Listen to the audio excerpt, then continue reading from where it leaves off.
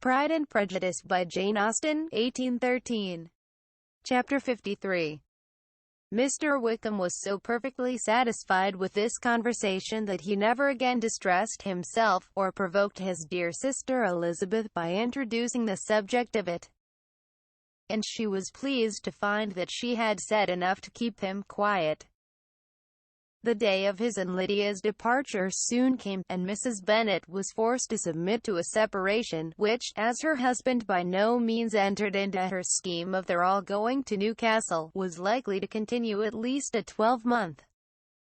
"Oh, my dear Lydia," she cried, "when shall we meet again?" "Oh, Lord, I don't know. Not these 2 or 3 years, perhaps." "Write to me very often, my dear." "As often as I can. But you know married women have never much time for writing. My sisters may write to me. They will have nothing else to do." Mr. Wickham's adieus were much more affectionate than his wife's. He smiled, looked handsome, and said many pretty things.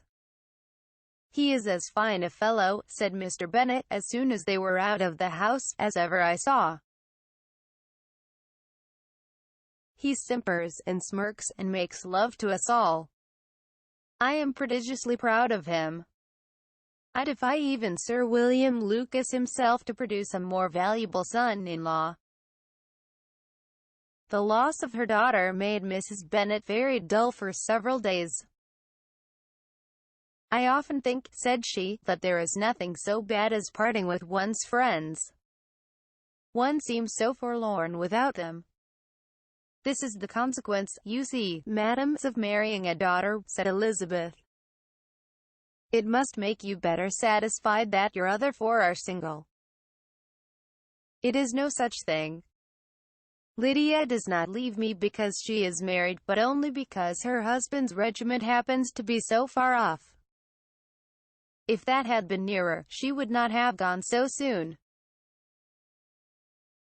But the spiritless condition which this event threw her into was shortly relieved, and her mind opened again to the agitation of hope, by an article of news which then began to be in circulation. The housekeeper at Netherfield had received orders to prepare for the arrival of her master, who was coming down in a day or two, to shoot there for several weeks. Mrs. Bennet was quite in the fidgets. She looked at Jane, and smiled and shook her head by turns. "Well, well, and so Mr. Bingley is coming down, sister," for Mrs. Phillips first brought her the news. "Well, so much the better. Not that I care about it, though. He is nothing to us, you know, and I am sure I never want to see him again. But, however, he is very welcome to come to Netherfield, if he likes it. And who knows what may happen? But that is nothing to us. You know, sister, we agreed long ago never to mention a word about it. And so, is it quite certain he is coming?" "You may depend on it," replied the other, "for Mrs. Nichols was in Meriden last night. I saw her passing by, and went out myself on purpose to know the truth of it. And she told me that it was certain true. He comes down on Thursday at the latest, very likely on Wednesday. She was going to the butcher's, she told me, on purpose to order in some meat on Wednesday and she has got 3 couple of ducks just fit to be killed." Miss Bennet had not been able to hear of his coming without changing color. It was many months since she had mentioned his name to Elizabeth. But now, as soon as they were alone together, she said, "I saw you look at me today, Lizzie, when my aunt told us of the present report. And I know I appeared distressed. But don't imagine it was from any silly cause. I was only confused for the moment, because I felt that I should be looked at. I do assure you that the news does not affect me either with pleasure or pain. I am glad of one thing, that he comes alone. because we shall see the less of him. Not that I am afraid of myself, but I dread other people's remarks." Elizabeth did not know what to make of it. Had she not seen him in Derbyshire, she might have supposed him capable of coming there with no other view than what was acknowledged. But she still thought him partial to Jane, and she wavered as to the greater probability of his coming there with his friend's permission, or being bold enough to come without it. Yet it is hard, she sometimes thought, that this poor man cannot come to a house which he has legally hired, without raising all this speculation. "I will leave him to himself." In spite of what her sister declared, and really believed to be her feelings in the expectation of his arrival, Elizabeth could easily perceive that her spirits were affected by it. They were more disturbed, more unequal, than she had often seen them. The subject which had been so warmly canvassed between their parents, about a 12-month ago, was now brought forward again. "As soon as ever Mr. Bingley comes, my dear," said Mrs. Bennet, "you will wait on him, of course." "No, no.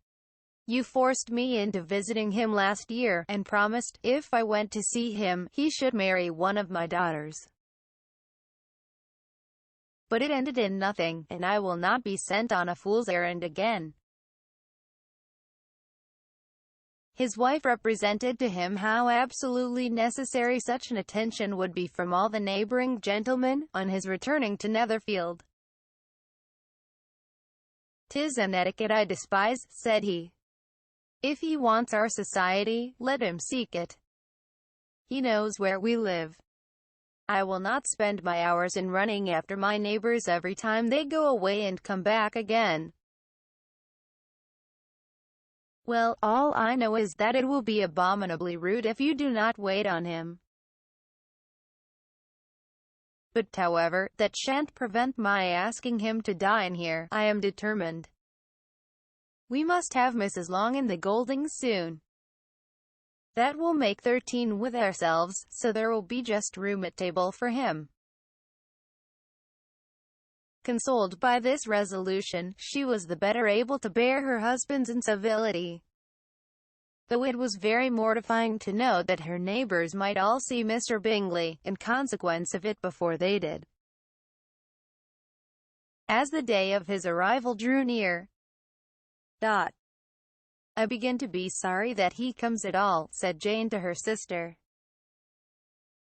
"It would be nothing. I could see him with perfect indifference, but I can hardly bear to hear it thus perpetually talked of.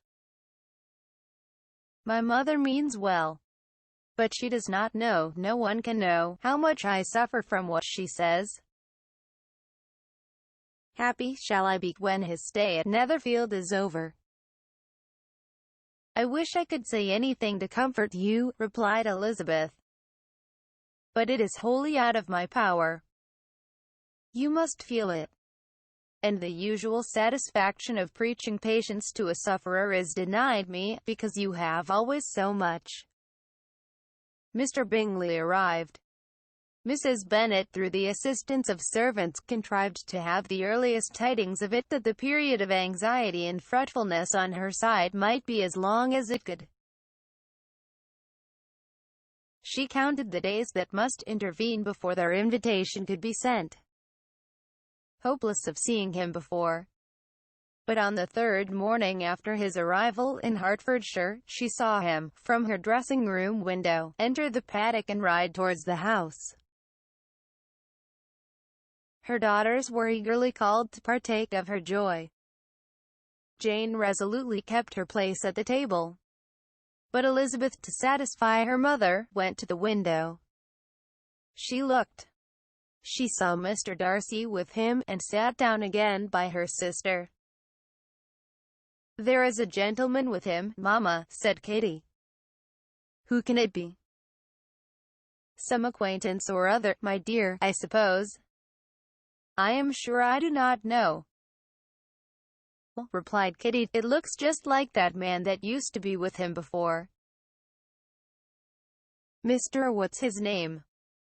That tall, proud man. Good gracious. Mr. Darcy. And so it does, I vow. Well, any friend of Mr. Bingley's will always be welcome here, to be sure. But else I must say that I hate the very sight of him. Jane looked at Elizabeth with surprise and concern. She knew but little of their meeting in Derbyshire, and therefore felt for the awkwardness which must attend her sister, in seeing him almost for the first time after receiving his explanatory letter. Both sisters were uncomfortable enough. Each felt for the other, and of course for themselves. And their mother talked on, of her dislike of Mr. Darcy, and her resolution to be civil to him only as Mr. Bingley's friend, without being heard by either of them. But Elizabeth had sources of uneasiness which could not be suspected by Jane, to whom she had never yet had courage to show Mrs. Gardiner's letter, or to relate her own change of sentiment towards him. To Jane, he could be only a man whose proposals she had refused, and whose merit she had undervalued. But to her own more extensive information, he was the person to whom the whole family were indebted for the first of benefits, and whom she regarded herself with an interest, if not quite so tender, at least as reasonable and just as what Jane felt for Bingley. Her astonishment at his coming to Netherfield, to Longbourn, and voluntarily seeking her again, was almost equal to what she had known on first witnessing his altered behaviour in Derbyshire. The colour which had been driven from her face returned for half a minute with an additional glow, and a smile of delight added lustre to her as she thought for that space of time that his affection and wishes must still be unshaken. But she would not be secure. "Let me first see how he behaves," said she. "It will then be early enough for expectation." She sat intently at work, striving to be composed, and without daring to lift up her eyes, till anxious curiosity carried them to the face of her sister as the servant was approaching the door. Jane looked a little paler than usual, but more sedate than Elizabeth had expected. On the gentleman's appearing, her colour increased. Yet she received them with tolerable ease, and with a propriety of behaviour equally free from any symptom of resentment or any unnecessary complaisance. Elizabeth said as little to either as civility would allow, and sat down again to her work, with an eagerness which it did not often command. She had ventured only one glance at Darcy.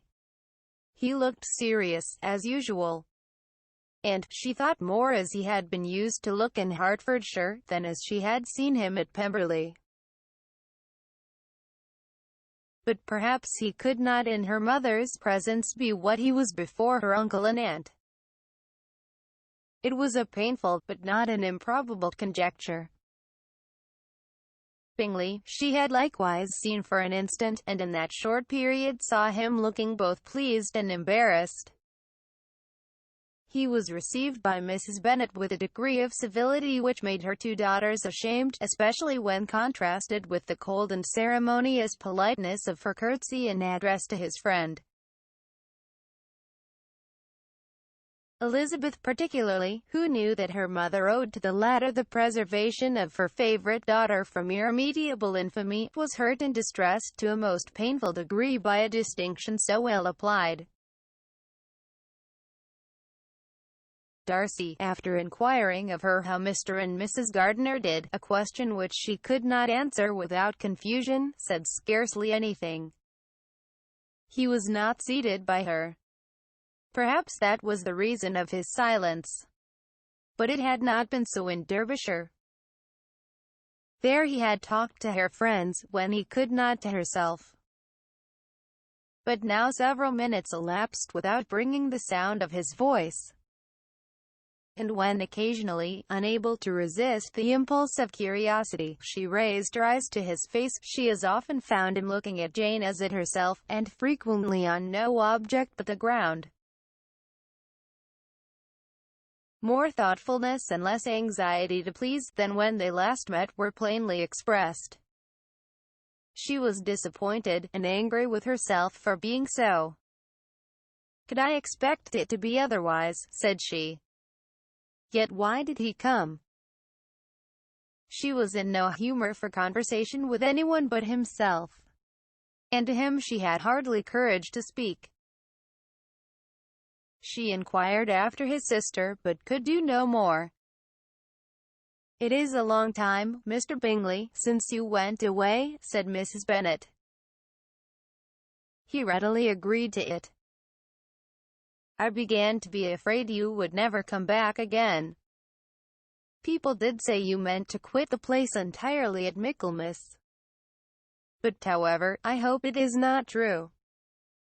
A great many changes have happened in the neighborhood since you went away. Miss Lucas is married and settled, and one of my own daughters. I suppose you have heard of it. Indeed, you must have seen it in the papers. It was in the Times and the Courier, I know, though it was not put in as it ought to be. It was only said, lately, George Wickham, Esq. to Miss Lydia Bennet, without there being a syllable said of her father, or the place where she lived, or anything. It was my brother Gardiner's drawing up too, and I wonder how he came to make such an awkward business of it. Did you see it?" Bingley replied that he did, and made his congratulations. Elizabeth dared not lift up her eyes. How Mr. Darcy looked, therefore, she could not tell. "It is a delightful thing, to be sure, to have a daughter well married," continued her mother, "but at the same time, Mr. Bingley, it is very hard to have her taken such away from me. They're gone down to Newcastle, a place quite northward, it seems, and there they are to stay I do not know how long. His regiment is there, for I suppose you have heard of his leaving the shire, and of his being gone into the regulars. Thank heaven! He has some friends, though perhaps not so many as he deserves." Elizabeth, who knew this to be levelled at Mr. Darcy, was in such misery of shame, that she could hardly keep her seat.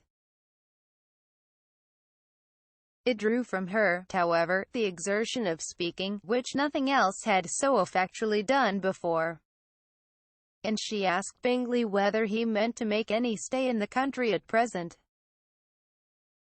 "A few weeks, he believed."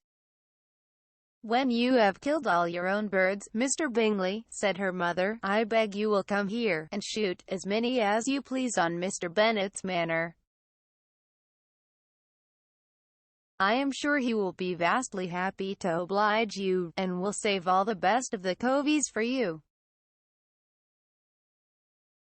Elizabeth's misery increased, at such unnecessary, such officious attention.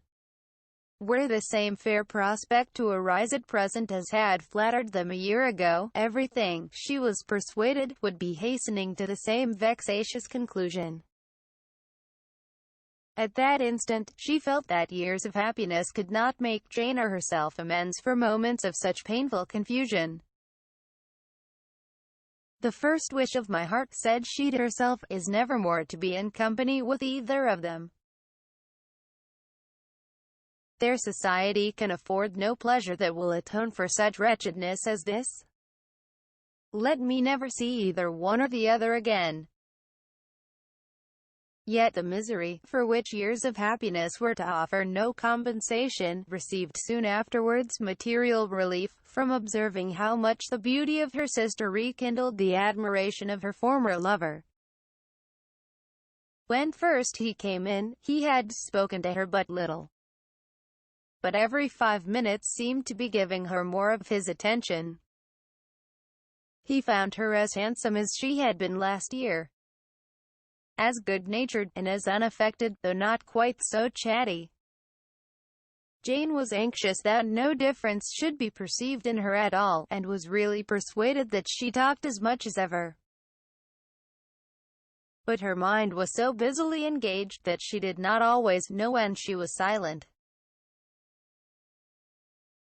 When the gentlemen rose to go away, Mrs. Bennet was mindful of her intended civility, and they were invited and engaged to dine at Longbourn in a few days' time. "You are quite a visit in my debt, Mr. Bingley," she added, "for when you went to town last winter, you promised to take a family dinner with us, as soon as you returned. I have not forgot, you see, and I assure you, I was very much disappointed that you did not come back and keep your engagement." Bingley looked a little silly at this reflection, and said something of his concern at having been prevented by business. They then went away. Mrs. Bennet had been strongly inclined to ask them to stay and dine there that day.